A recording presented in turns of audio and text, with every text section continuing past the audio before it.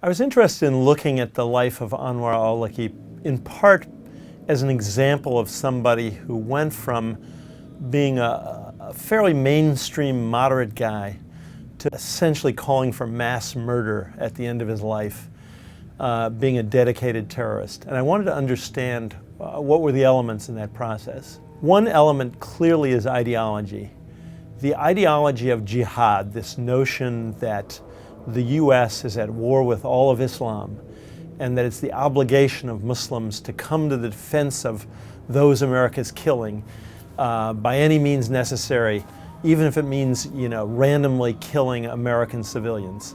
I think there are other elements, and they are often personal. It turns out that when he was an imam at a series of American mosques, he was also going off to visit prostitutes in the afternoons at various hotels, setting up these visits through escort services.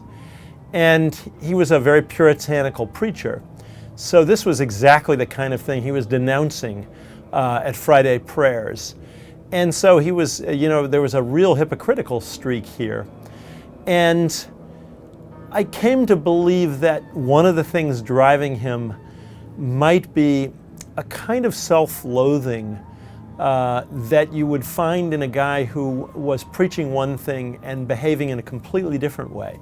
And I think from some of his sermons condemning the depravity of television and movies in America and all the sex that there is on TV, I came to believe that there was an element of sort of self-loathing that was sort of driving him, that in attacking America, he was sort of attacking an element of his own shame, his own personality.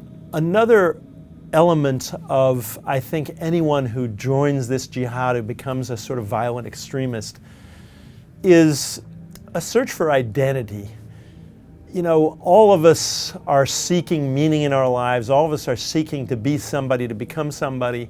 And so I think for Anwar Al-Awlaki and for many others, eventually, the embrace of Al-Qaeda and its ideology became a source of meaning and identity, and that was really a critical part of his development.